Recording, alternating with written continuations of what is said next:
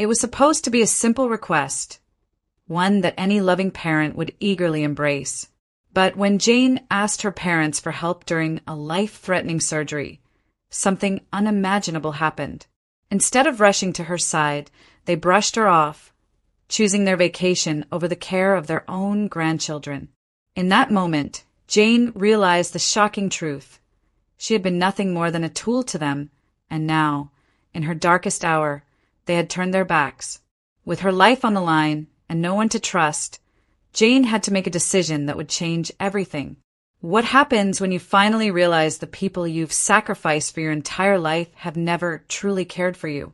This is the story of how Jane fought for her life, her dignity, and the future she knew she deserved, no matter the cost.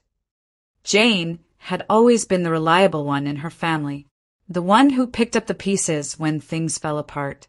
Her parents were aging, and though they hadn't been as supportive as she would have liked, she had always maintained the illusion that family should come first. But now, she was standing at a crossroads in her life. At 55, she had been through more than most could imagine. Grief from losing her husband, years of juggling her career with raising her children, and trying to hold together a family that often felt more like a string of broken promises. Her health, though never a significant concern before, was now wavering, and Jane found herself in a position that she could never have anticipated, needing help. It wasn't a simple request, either. She was facing emergency surgery, something far more severe than she'd ever expected. The doctors told her it was urgent, that the risks were significant. It wasn't just her own health on the line.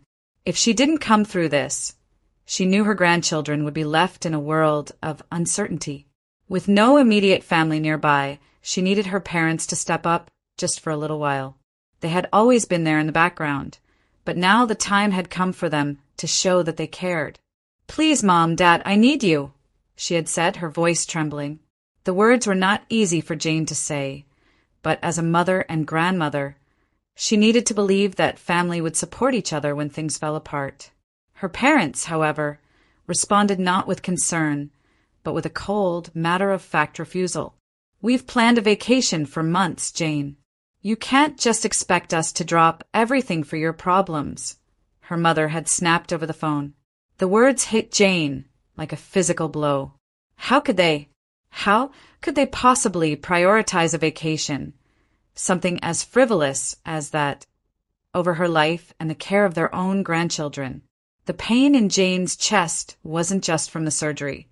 It was from a lifetime of being made to feel like she was never enough, never worthy of the kind of love and support she had always tried to give. This was a turning point in her life, a wake-up call she hadn't asked for, but now couldn't ignore. Was this the family she had fought for all these years? She would have to confront that truth sooner than she had ever expected. Growing up, Jane had always been the responsible one. Her younger sister, Sarah, was the golden child, the one who could do no wrong in their parents' eyes. Everything came easy to Sarah. She was the favorite, the one who always made them proud, and Jane had been the backup, the reliable one who would never ask for too much, who would always keep the peace. But as Jane got older, it became clear that the peacekeeping was a one-way street. Her parents had always supported Sarah's ambitions, her social life, her choices. But when it came to Jane, it was always, "Well, you can handle it, right?" Even when Jane got married, her parents didn't give her the attention she'd hoped for. They had complained about the venue being too far, about the food being too expensive, about everything that wasn't about them. It wasn't malicious, it was passive, constantly overlooking Jane's needs while giving Sarah the limelight. And when Jane became a mother, it was the same story. They came around, sure, but only when it was convenient for them. The twins, her precious grandchildren, were met with indifference. "Baby's too fussy," they said. Jane couldn't understand it. She had put so much into keeping her family together, into being the stable force everyone needed. But all she had ever received in return was neglect. Now, at 55, with everything she had been through, the refusal from her parents to help during the most vulnerable time in her life felt like a final nail in the coffin of any hope for a close family bond. It wasn't just the refusal to help with the twins, but the realization that, in their eyes, she was simply a backdrop to Sarah's life, a convenient person to rely on when things went wrong, but never someone who deserved the same kind of loyalty and care. Jane had always believed that family came first. She thought they would be there when it mattered, but she was wrong. The betrayal was deep, and the emotional wound felt as though it would never heal. It wasn't just the surgery that terrified Jane. It was the thought of her grandchildren being left behind in a world where no one cared enough to step up. The pain of her diagnosis was overshadowed by the dread that they would have to face life without her. Her children, her husband's memory still fresh, and now this crushing realization that her own parents were incapable of stepping in. They had always been selfish, always lived for their own pleasure and convenience. When Jane had heard her mother's voice on the phone, the bitterness cut deep. "We've been looking forward to this for months, Jane. Why should we cancel? You can manage without us."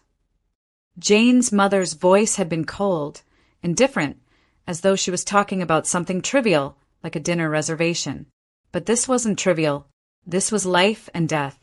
The emotional hurt stung far more than any physical pain she would endure on the operating table. How could they prioritize their concert tickets over their daughter's health, over their own flesh and blood? It was in that moment that Jane realized something that had been brewing for years. Her parents had never really been there for her. They had used her, taken her for granted, and now they were offering nothing but cruelty in return. She had spent her entire life giving. Now, with nothing left but pain and frustration, Jane was faced with a decision: to continue sacrificing herself for people who would never appreciate her, or to finally stand up for herself and break free from the toxic grip they had on her heart. This wasn't just about the surgery. It was about Jane reclaiming her life, reclaiming her sense of self, her dignity, and her right to be loved and cared for. Jane had never been one to rock the boat. She had always made excuses for her parents, always brushed off the hurt, always told herself it didn't matter. But this time it was different. As she sat in that sterile hospital room, the weight of it all crashed down on her. The years of neglect, the years of giving without receiving, the years of never being good enough for the people who should have loved her unconditionally. She couldn't ignore it anymore. The truth was impossible to deny. Her parents were selfish. They always had been. And no matter how much Jane had tried to make them see her value, it was never enough. It was time to let go. Jane made the decision right there in that hospital bed. No more financial support. No more reaching out, hoping for a sign of love. She had given so much of herself for so long, and now it was her turn to protect what little she had left. The twins needed her. She needed herself, and that meant cutting the toxic ties that had bound her to a family that had never fully embraced her. Jane couldn't allow herself to be the afterthought any longer. Not now.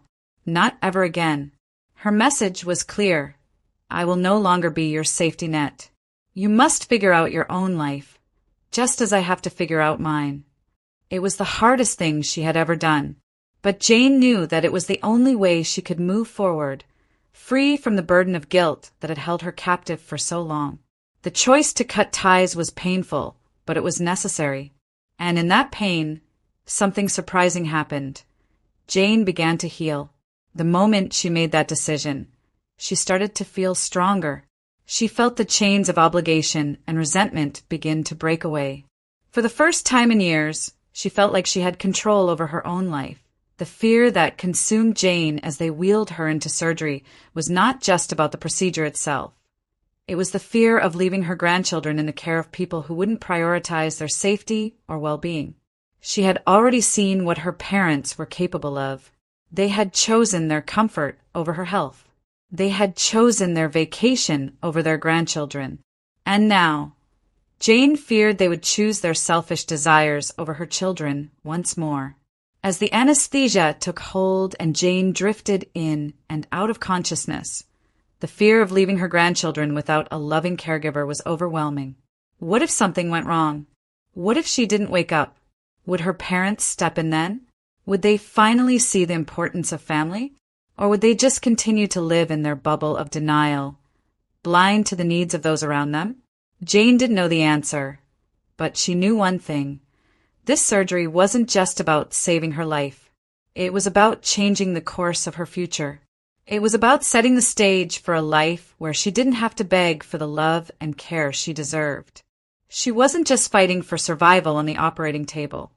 She was fighting for her dignity, her worth, and the future she wanted to build for her children and grandchildren, one where love and support were given freely without conditions or expectations. As Jane prepared for her surgery, she tried to hold onto the small thread of hope that her parents might come around. Maybe they just needed time to process the gravity of the situation. Maybe they just hadn't realized how serious this was.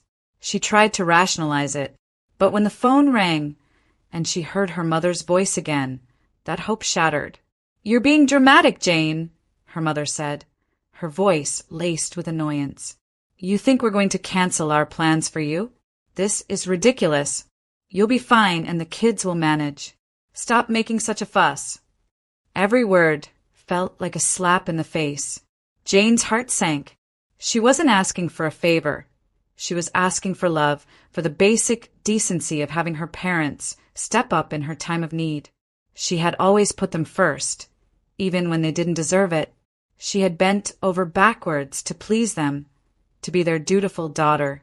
And yet here they were, treating her as though she were a nuisance, an inconvenience to their lives. The pain of that rejection, the cold indifference, left her speechless. It wasn't just the refusal to care for her grandchildren. It was the years of subtle neglect, the countless times she had been made to feel invisible. The message was clear. She was never going to be a priority for them. It was a gut-wrenching realization. She was not just alone in this. She was alone in a way she had never fully understood before. In that moment, as she hung up the phone, Jane knew that this wasn't just about the surgery. This was about her entire relationship with her parents. She had been asking for their support for far too long, and now it was clear she would never receive it. In the sterile quiet of the hospital room, with the hum of machines and the faint smell of antiseptic, Jane made a decision that she had avoided for years. She had spent decades enabling her parents, feeding their expectations of her without question, but no more. She couldn't keep doing this. Not when her own health, her own peace of mind was at risk. She had tried to be the loving daughter, the caring mother, the supportive friend. She had always put everyone else first, but now it was her turn. And she wasn't going to sacrifice her well-being for anyone. Not anymore. It wasn't an easy decision. The guilt weighed heavily on her shoulders. She had always been taught that family was everything, that blood was thicker than water. But what if family didn't care about you the way you cared about them? What if family didn't respect you, didn't value your sacrifices, your love? Was it worth holding on to something that hurt you, something that drained you? As the pain from the surgery pulsed through her body, Jane took her phone in trembling hands. With tears in her eyes, she typed a message that felt like both a relief and a loss. She texted her parents, "I'm sorry, but I can't continue supporting you. I've been giving to you for so long, but I've never received the support I need in return. I can't do this anymore. Please don't contact me again." The finality of it hit her harder than the surgery itself. But as she pressed send, something unexpected happened, a sense of calm. The emotional chain she had carried for so long began to loosen. It was the first step toward freedom. And despite the pain, Jane knew she had made the right choice. Her life had to be about her needs, her children's needs, and her own emotional and physical survival. The weight of years of resentment, disappointment, and guilt began to lift, and in its place, there was room for something new, self-respect. As Jane lay in the hospital bed, still reeling from the shock of the decision she had made, she realized something. She had been living in a fog for so long, believing that family loyalty meant sacrificing everything. She had been conditioned to believe that love meant giving until there was nothing left of yourself. But in that moment, Jane saw the truth clearly for the first time. Her parents had never truly loved her the way she had hoped. They loved her in the way that suited them, when it was convenient, when it aligned with their own desires. They didn't understand love as sacrifice. They didn't know how to give selflessly. It wasn't just their refusal to help during the surgery that revealed their true nature. It was their entire relationship with her. Every time she had gone above and beyond to please them, to meet their expectations, they had taken it for granted. Every time she had sacrificed her own happiness for theirs, they had accepted it without a second thought. It was a painful truth, one that Jane hadn't wanted to admit. But once she saw it, she couldn't unsee it. Her entire life had been spent chasing an approval that would never come. And now she understood that no matter how much she gave, her parents would never offer her the love she had longed for. It was a wake-up call. The fog that had clouded her vision for so many years was gone, and in its place was clarity, a clarity that would allow Jane to move forward and finally put herself first. As Jane's recovery began, something unexpected happened. She began to find support from sources she never would have imagined. Claire, the nurse who had been so kind during her time in the hospital, was more than just a medical professional. She understood what Jane was going through in a way that no one else could. Claire introduced Jane to Linda, a nanny who specialized in childcare for families dealing with trauma. Linda wasn't just good with kids. She had a deep understanding of emotional pain and how it impacted families.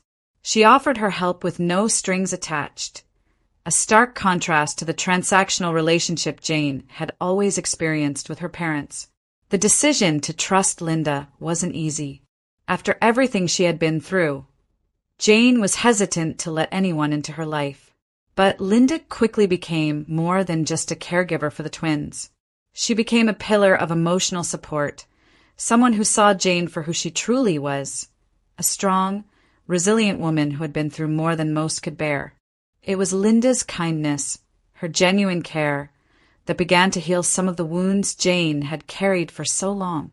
For the first time, Jane felt like someone was truly looking out for her, without expectation, without manipulation. This was the beginning of Jane's transformation. The more she allowed herself to accept help from people who cared for her well-being, the more she realized that she had been surrounded by toxic relationships for too long. Jane had spent so many years trying to be everything to everyone that she had forgotten how to be kind to herself. But with Linda's help, Jane started to learn how to put her own needs first, something that had always seemed impossible before. Jane had never been one to ask for help, especially not from strangers. But after Linda's steady presence and the support from other unexpected sources, Jane began to open up in ways she never thought she would. Linda's expertise in working with families who had experienced trauma was invaluable, but it wasn't just the practical help she offered.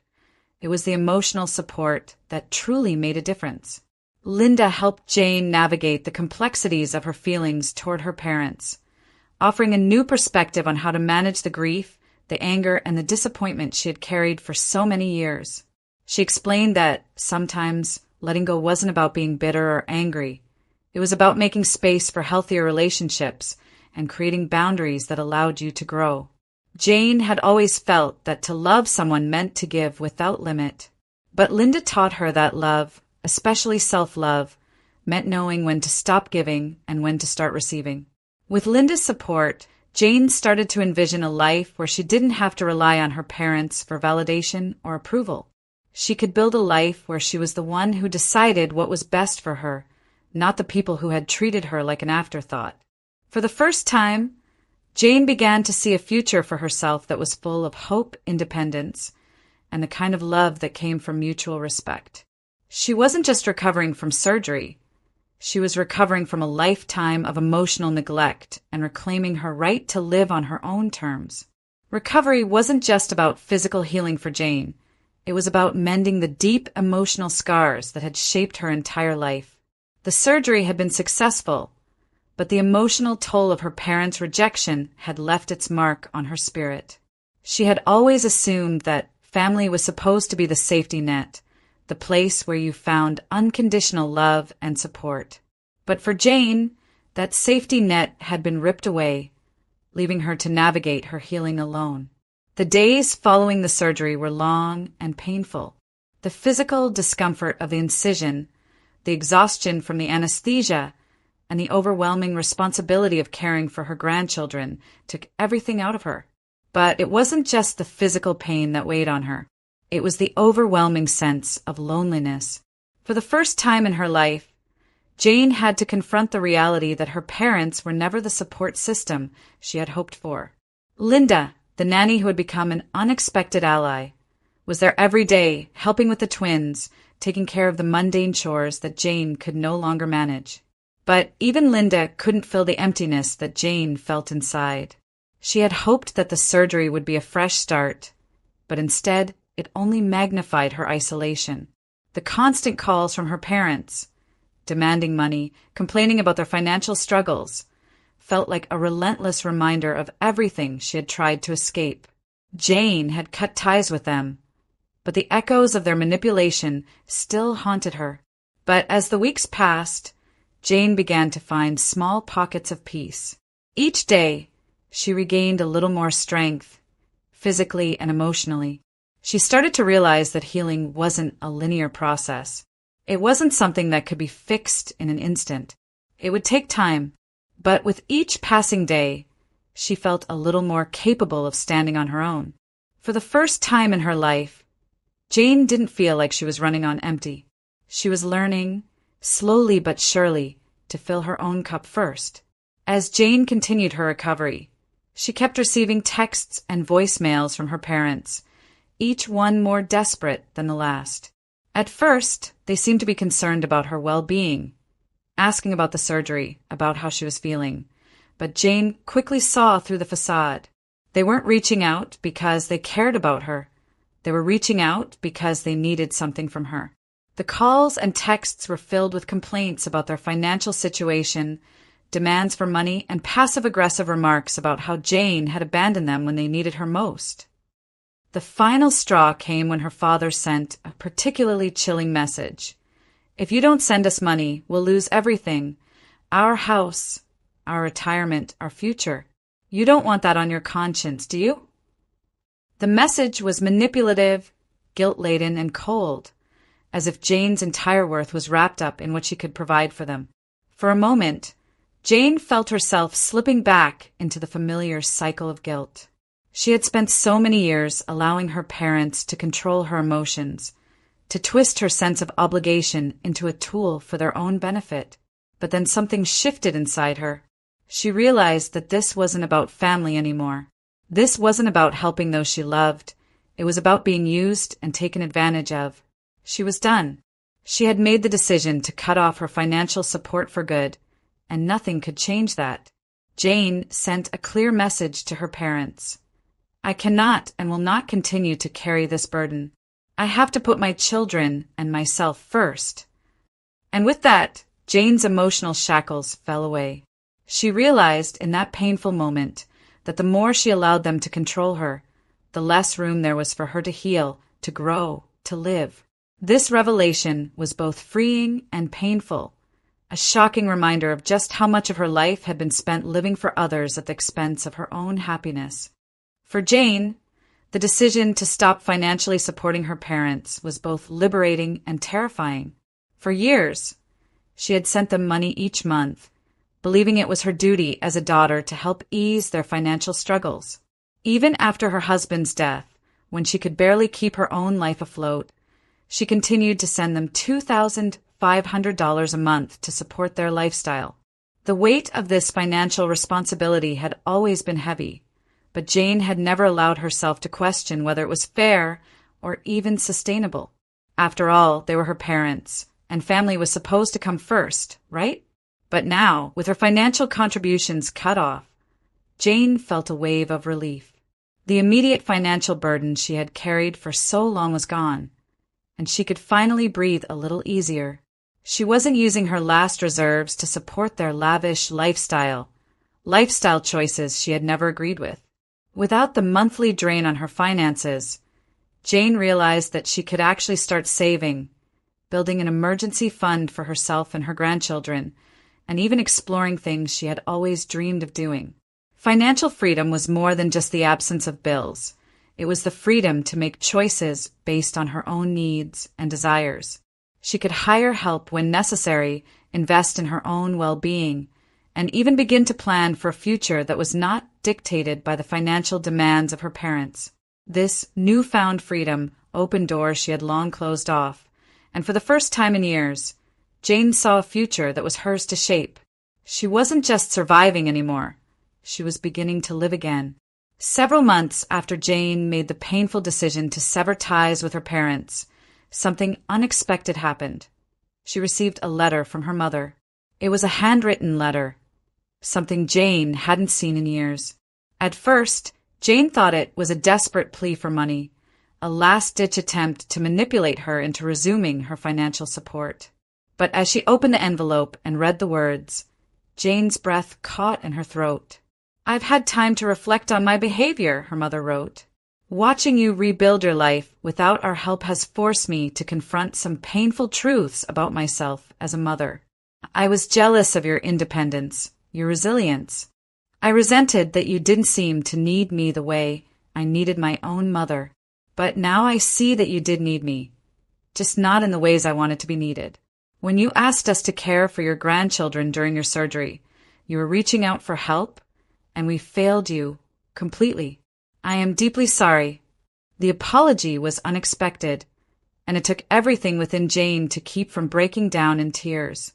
For so many years, she had longed for an apology just like this, and yet now she found herself torn. She had spent so long grieving the absence of love and care from her parents, and now that it had arrived, it wasn't as simple as just accepting it. The wound was still raw, but as Jane read her mother's words again, something shifted inside her. She realized that forgiveness wasn't about forgetting or pretending the hurt didn't exist. It was about giving herself the power to let go of the anger that had weighed her down for so long. Though Jane wasn't ready to fully forgive her parents, the letter offered a glimmer of hope. For the first time, her mother acknowledged the harm she had caused, and in doing so, she gave Jane the space to heal in her own way. The apology didn't erase the years of neglect, but it opened a door for a possible future. A future where Jane could decide the terms of their relationship. The letter was the beginning of a new chapter, but one that would require patience, time, and trust, things that Jane was not sure she was ready to give just yet. A few weeks later, Jane received an unexpected phone call from her sister, Sarah. This time, it wasn't a confrontation, it was a request. "Mom and Dad have been seeing a therapist," Sarah said, her voice softer than usual. "They really want to work on their relationship with you. They know they've hurt you, and they want to make things right." Jane felt a wave of skepticism wash over her. She had heard it all before, promises of change, pleas for reconciliation, but nothing ever changed. Her parents' behavior had been a constant in her life, and she wasn't sure she could ever trust them again. But something was different this time. Sarah's voice was filled with sincerity, and Jane could hear the vulnerability in her words. It was clear that Sarah was struggling too, caught in the middle of the family drama, and perhaps for the first time, she was beginning to understand Jane's pain. After much contemplation, Jane agreed to meet with her parents, though she made it clear that the terms of their relationship would be different from before. She wasn't going to jump back into the old dynamic, where she was the one who was always expected to forgive, to forget, and to move on. If there was going to be change, it would require honesty, effort, and accountability. The first few therapy sessions were difficult, emotionally charged, and uncomfortable. Jane could see that her parents were genuinely trying, but old patterns were hard to break. Still, she couldn't help but appreciate that they were finally putting in the work to understand their behavior, to acknowledge the harm they had caused, and to take responsibility. It was a small victory, but it was progress. As time went on, Jane found herself navigating a new reality, a reality where she was no longer the person who always said yes to everyone else's needs, no longer the one who carried the weight of her family's expectations on her shoulders. She had learned the hard way that setting boundaries was an act of self-respect, not selfishness. Her relationship with her parents was still fragile, but Jane had created a new foundation. She had learned that love didn't mean enabling toxic behavior or sacrificing her own well-being for the sake of others. Instead, love meant showing up for herself, standing firm in her boundaries and demanding respect. She had begun to set clear limits with her parents, something that felt terrifying at first, but ultimately empowering. The twins were growing, and as they did, Jane found herself more and more present in their lives. She had built a new support network, one that didn't rely on her parents or anyone who took her for granted. And as Jane watched her grandchildren play and laugh, she realized that this was the family she had always dreamed of, a family based on love, respect, and genuine care for each other. In the end, Jane's journey was not just about cutting ties with her parents. It was about finding the strength to protect her heart, her children, and her future. She had learned the hardest lesson of all, that true family is not defined by blood or obligation, but by the love and respect that is given freely without expectation. And that, at the end of the day, was all Jane needed to build the life she had always deserved. It wasn't long before Jane realized that, despite her best efforts to protect herself, her parents' behavior couldn't stay hidden. As their demands for money continued, Jane began to confide in a few close friends about what had been happening. She explained the emotional toll their rejection had taken on her, the years of giving without ever receiving, and the harsh reality that her parents had never really been there for her. One friend, a woman named Susan, listened intently and then asked the question that had been eating away at Jane. Why are you letting them treat you like this? Why have you allowed them to use you for so long? It was a simple question, but it struck Jane to her core. Why had she put up with it? Why had she allowed her parents to manipulate her into believing that she was responsible for their happiness and well-being? The answer was both heartbreaking and clear, because Jane had spent her entire life trying to earn their love, trying to prove her worth to them, trying to be the daughter they would finally be proud of. The truth came crashing down in a wave of guilt and self-realization. She had spent so many years chasing a love that wasn't genuine, a support system that wasn't real. And in doing so, she had sacrificed her own emotional well-being, her own happiness. The realization was painful, but it was also empowering. Jane began to see how deeply ingrained her need for approval had been, and how much it had shaped her decisions. But now, she knew that she had the power to change that. She couldn't control her parents' behavior, but she could control how much space they occupied in her life. The truth was ugly, but it was also the key to her freedom.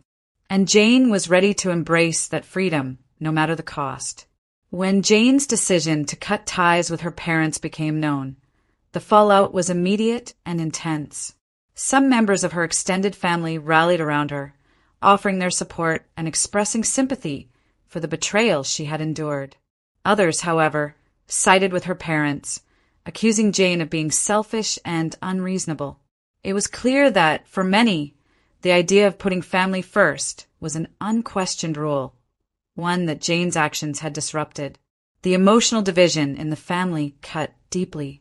Jane had always believed that family was a sacred bond, that no matter what happened, blood would always come first. But now she was seeing how easily that bond could be manipulated, how family loyalty could be used as a weapon to control and guilt trip.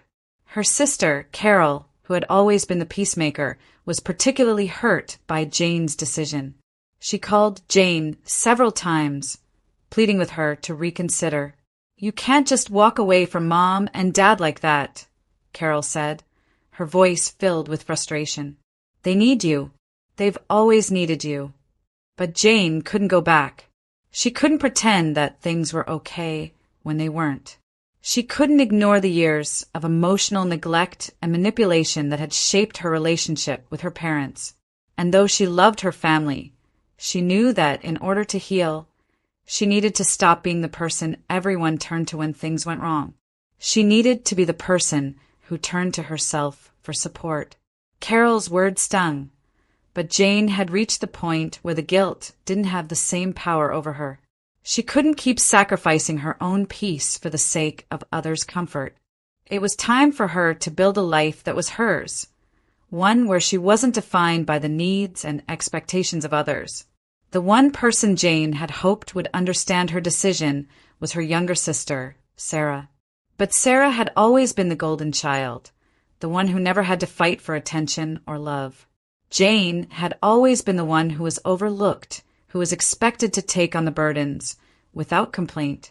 So when Jane made her choice, she hoped that Sarah would see the injustice in their parents' behavior and finally stand with her. But Sarah didn't. Instead, she sided with their parents, insisting that Jane was overreacting, that she was being too harsh.